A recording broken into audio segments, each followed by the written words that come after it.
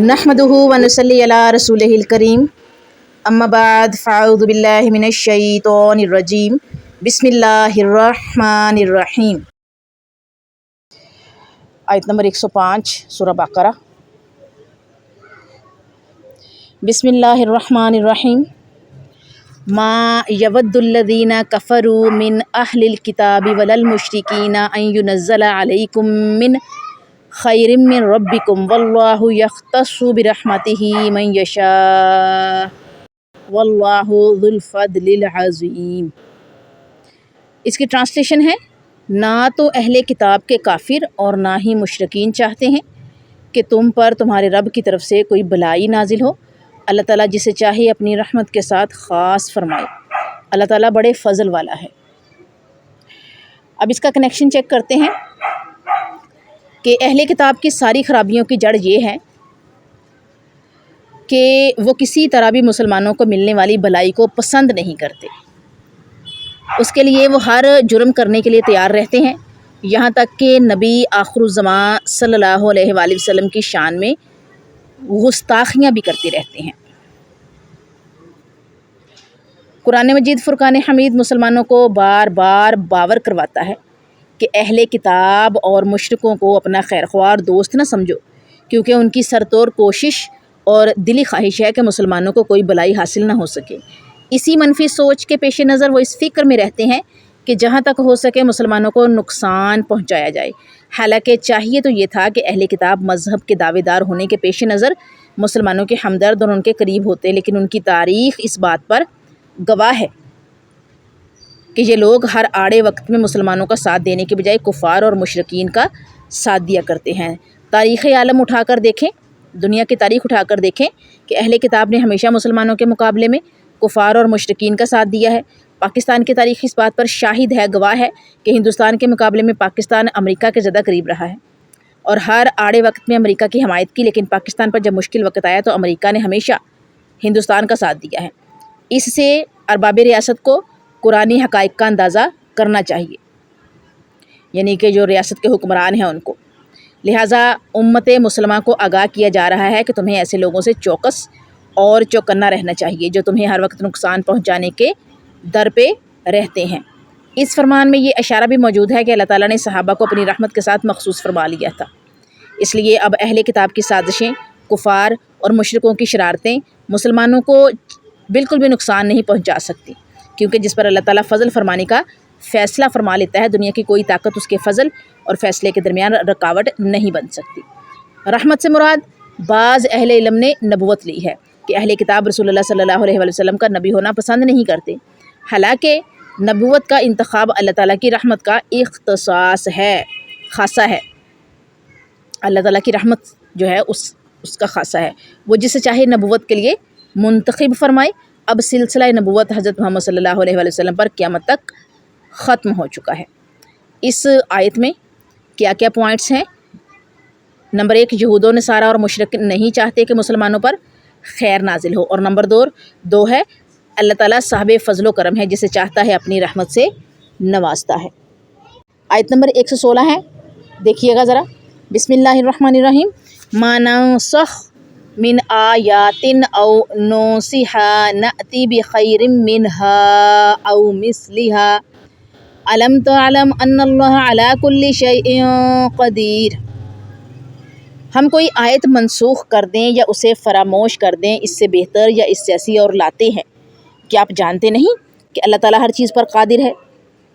Connection اب دیکھیے گا ذرا کہ اہل کتاب اس قدر بے باک اور مسلمانوں کی دشمنی میں آگے جا چکے ہیں کہ وہ اللہ تعالیٰ کے اختیارات میں مداخلت کرتے ہوئے کہتے ہیں کہ اللہ تعالیٰ کو کوئی اختیار نہیں کہ وہ اپنی کتاب میں ترمیم یا اضافہ کرے، ترمیم اور اضافہ کرے۔ اس بہانے وہ کتاب اللہ پر اعتراض اور نبی کریم صلی اللہ علیہ وسلم کی نبوت پر تنقید کرتے ہیں، کیونکہ ان کے دلوں میں حسد ہے جس بنا پر ایسی باتیں کرتے ہیں۔ ننسخ کا معنی ہے کسی بات کو مٹانا یا اس کا ازالہ کرنا۔ اس کی 3 صورتیں ہو سکتی ہیں۔ نمبر 1، ایک حکم خاص مدت کے لیے ہو، دوسری مدت کے لیے دوسرا حکم نازل ہو جائے، اور نمبر 2 تربیت اور خاص مصلحت کی خاطر پہلے حکم میں نرمی اور کچھ گنجائش رکھی گئی ہو، بعد میں مکمل اور دائمی حکم نازل کر دیا جائے۔ جس طرح شراب کی حرمت، قبلہ کی تبدیلی اور دوسرے معاملات کے بارے میں تدریجاً احکامات نازل ہوئے، قرآن مجید میں اس کے برعکس بھی مثال موجود ہے کہ قتال کے سلسلہ میں پہلا حکم سخت تھا لیکن اس کے بعد اس میں نرمی کر دی گئی۔ اور نمبر 3 ہے پہلا حکم لوگوں کی خاص حالت کے بارے میں ہو، بعد میں حالات کی تبدیلی کی وجہ سے اسے کلیتاً منسوخ کر دیا جائے اور اس کی جگہ اس سے ملتا جلتا یا اس سے جامع یعنی اس سے زیادہ منظم، جامع اور کثیر المقاصد جس کے مقاصد زیادہ حاصل ہوں حکم نازل ہو۔ قرآن مجید میں تینوں اقسام کی مثالیں موجود ہیں جن علماء نے ان تینوں اقسام کو ناسخ اور منسوخ میں شامل کیا ہے، انہوں نے درجنوں آیات کو اس زمرہ میں شامل کر دیا ہے۔ حالانکہ ناسخ منسوخ کو حقیقی اور کلی معنوں میں لیا جائے تو ان کی تعداد چند آیات سے زیادہ نہیں ہے۔ اس بنا پر شاہ ولی اللہ نے صرف 5 آیات کو منسوخ شمار کیا ہے۔ ناسخ اور منسوخ کے حوالے سے اہل کتاب اور مشرک 2 قسم کے اعتراض کیا کرتے ہیں تاکہ مسلمانوں کو فکری الجھاؤ میں مبتلا کر کے ان کے ایمان اور ایقان میں تذبذب پیدا کیا جائے، یعنی کہ ان میں جو ہے وہ شک پیدا کیا جائے، ہلایا جائے ان کے دماغ کو۔ پہلا اعتراض یہ ہے کہ تورات اور انجیل اللہ تعالیٰ کی نازل کردہ ہے اور یہ قرآن ان کی تائید کرتا ہے، تو پھر انہیں منسوخ کرنے اور الگ کتاب نازل کرنا اس کا کیا معنی ہے، یعنی کہ الگ کتاب کیوں نازل کی۔ دوسرا اعتراض یہ تھا اور ہے کہ قرآن مجید میں فلاں مقام پر یہ مسئلہ پہلے اس طرح تھا اور اب اس میں ترمیم اور اضافہ کیوں کیا گیا۔ ان اعتراضات کا جواب دینے سے پہلے یہاں بنیادی طور پر یہ ارشاد فرمائی کہ یہ حاکم مطلق کی مرضی ہے، اللہ تعالیٰ کی مرضی ہے اور اس کی مشیت ہے کہ شریعت کے جس حکم کو چاہے معطل یا منسوخ کرے۔ اس میں مخلوق کا نہ تو عمل دخل ہے اور نہ ہی کسی کو اعتراض کرنے کی گنجائش ہے۔ اللہ تعالیٰ کے احکام کو منسوخ کرنا کسی شخص کا اختیار نہیں، یہاں تک کہ جس شخصیت گرامی پر اللہ کی کتاب نازل ہوئی ہے، حضرت محمد صلی اللہ علیہ وآلہ وسلم بھی اس میں زیر و زبر کی تبدیلی کا اختیار نہیں رکھتے۔ یہ تو اس قادر مطلق اور شہنشاہ عالم رب کائنات کا اختیار ہے کہ وہ اپنے حکم کو جس طرح چاہے، جب چاہے اور جس قدر چاہے اس میں تبدیلی پیدا کرے اور تبدیل کر دے اس کو۔ لوگوں کو اللہ تعالیٰ کے احکامات اور اختیارات پر اعتراض کرنے کا کوئی حق نہیں ہے، اس لیے ان آیات کے آخر میں پرجلال اور حاکمانہ انداز میں فرمایا ہے کہ اللہ ہی قادر مطلق ہے، یعنی کہ ہر چیز پر قدرت رکھنے والا ہے، مکمل اختیار اسی کے پاس ہے، وہ با اختیار ہے، زمین و آسمان کا مالک ہے، وہ تمہاری خیر خواہی کے لیے اپنے ضابطوں میں تبدیلی کرتا ہے، اس کے بغیر کوئی تمہارا خیر خواہ نہیں ہو سکتا۔ یہود و نصارہ اور مشرکین منکرین کسی خیر خواہی کی بنیاد پر نہیں بلکہ یہ بد نیتی اور بد دیانتی کی بنا پر اس قسم کے اعتراضات اٹھاتے ہیں۔ کئی مقامات پر قرآن مجید نے پہلے سوال کا جواب دیتے ہوئے فرمایا کہ اے اہل کتاب، تم نے اپنی کتابوں میں اس قدر تحریف کی، یعنی کہ اس قدر اس کو بدل دیا، ان کا حلیہ ہی بگاڑ کر رکھ دیا، اور یہ بھی یاد رکھو کہ وہ مخصوص مدت کے لیے نازل کی گئی تھی۔ جس طرح حکومتوں کے بدلنے سے قانون بدلتے ہیں، اسی طرح ایک رسول کے بعد دوسرے رسول کے آنے سے شریعت میں تبدیلی لائی جاتی رہی ہے۔ یہ تو محمد عربی صلی اللہ علیہ وآلہ وسلم کا اعزاز اور اکرام ہے کہ آپ قیامت تک کے لیے رسول ہیں اور آپ پر نازل کردہ کتاب بھی جو کہ قرآن کریم فرقان حمید ہے قیامت تک رہے گا۔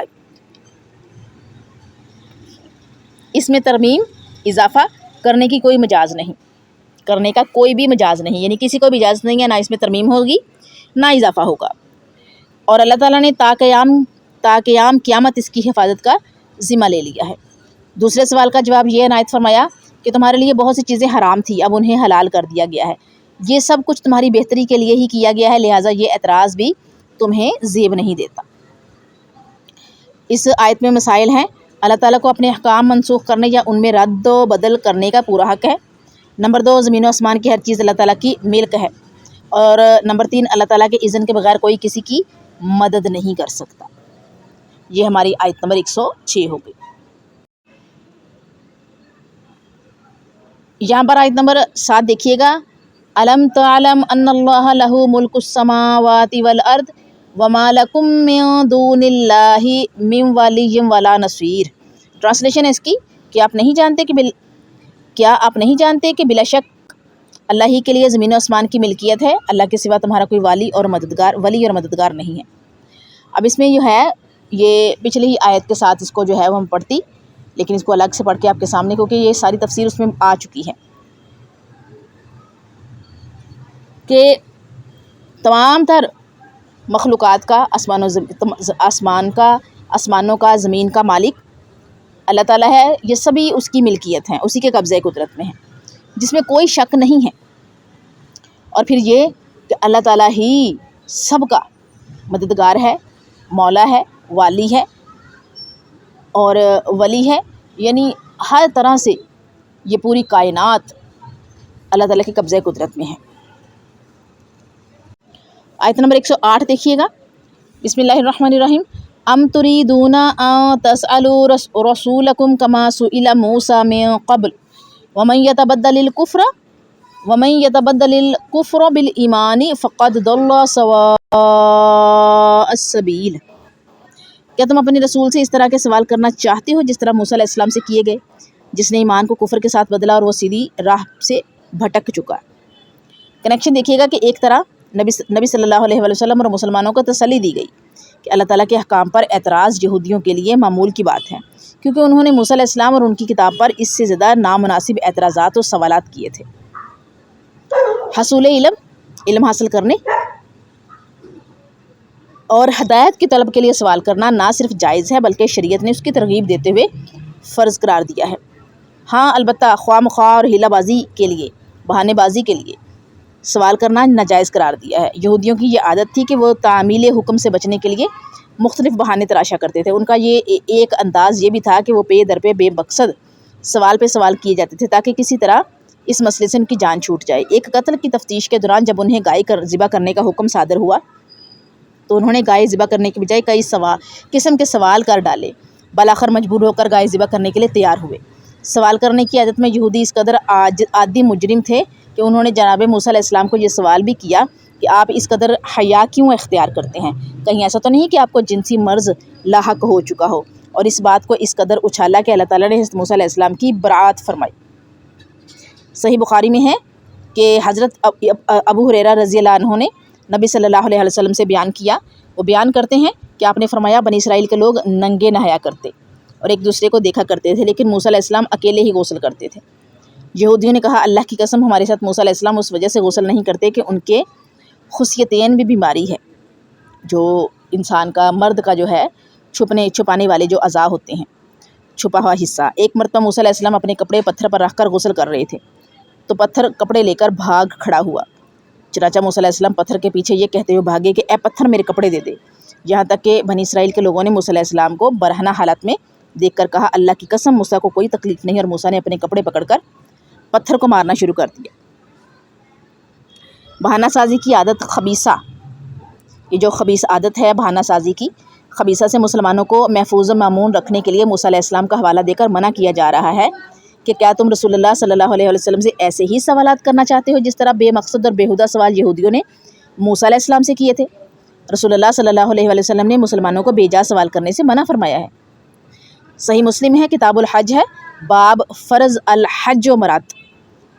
مجھے چھوڑے رکھو جب تک میں تمہیں چھوڑے رکھوں، یقیناً تم سے پہلے لوگ زیادہ سوال کرنے کی وجہ سے اور انبیاء سے اختلاف کرنے کی بنا پر تباہ و برباد ہو گئے۔ جب میں تمہیں کسی چیز کا حکم دو تو اپنی طاقت کے مطابق اس پر عمل کرو، اور جب میں تمہیں کسی چیز سے منع کروں تو اس کو چھوڑ دو۔